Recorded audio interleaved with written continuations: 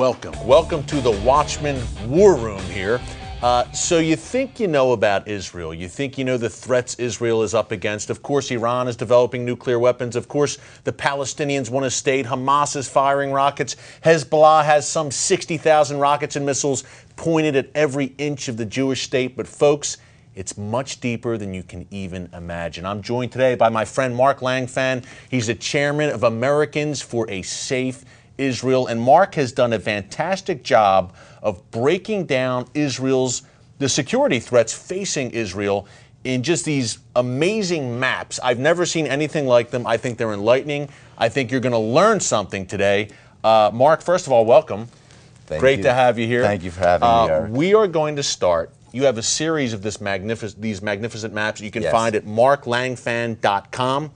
We're going to start on this broader map of the Middle East. Mark, walk us through this map. Here's tiny Israel, folks, the size of New Jersey. Mark, walk us through and show us what Israel is up against. Well, this map is really not just to show what Israel is up against, but more the point relating Israel to Greece and to NATO and Western civilization. Because oftentimes Israel is couched as a little Satan, whereas America is a big Satan. Sure. What this really shows is that Israel is the tip of the West spear. Yeah. And without Israel, you would have a Muslim tsunami vectoring right into Greece and NATO. Right. How many Muslims here? You've got 370 million Muslims, and in this little corner up here, you've got 11 million Greeks.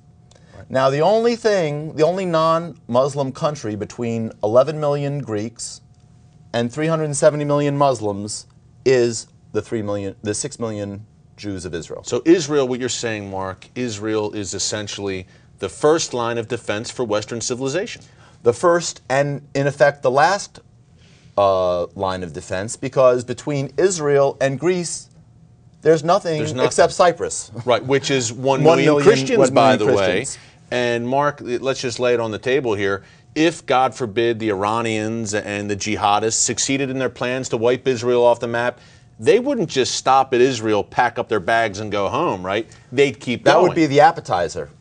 And then you'd be for the main course. Right into Europe. And on to the land of the great Satan, America. That's right. Mark, let's walk over to this topographic map of Israel. This is fascinating. Okay, here is Israel. It's the size roughly of New Jersey, I guess you would say. If Israel gave up the land that the world, including the Obama administration, wants it to give up, it would be the size of, I don't know, Rhode Island or Delaware, I guess.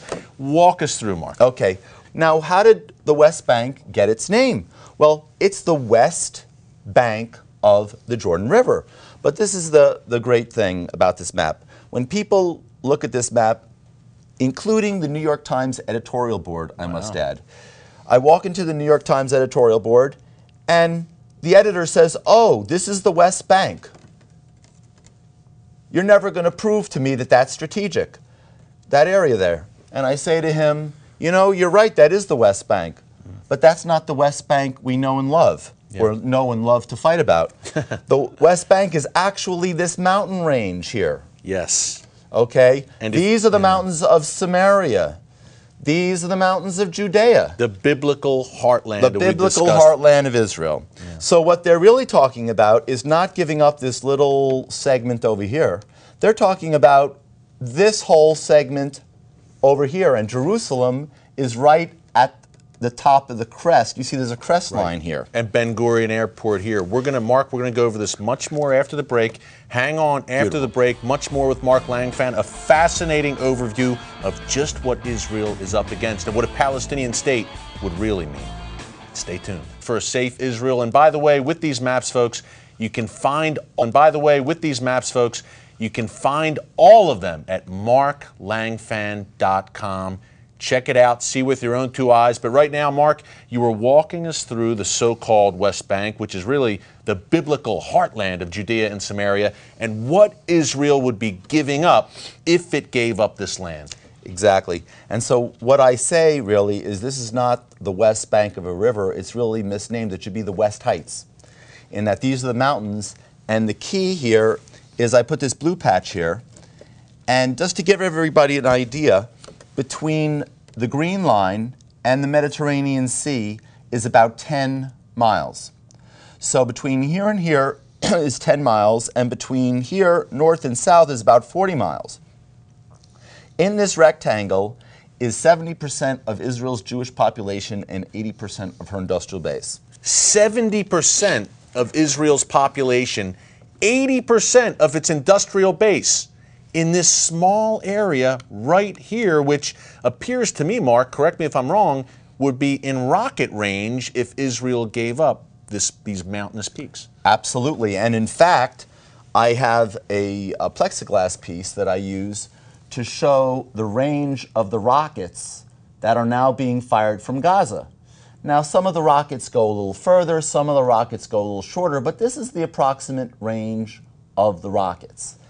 If you were to create a quote-unquote demilitarized Palestinian state in the West Bank, it sounds clean, it sounds antiseptic, but this is not North Korea and South Korea where there's nothing in between. Right. Here you have, they always remind us, there's 1.5 million Palestinians, 2 million Palestinians. So they're going to be moving commerce in and out of here and smuggling, just the same way they're smuggling into the Gaza Strip and firing these rockets.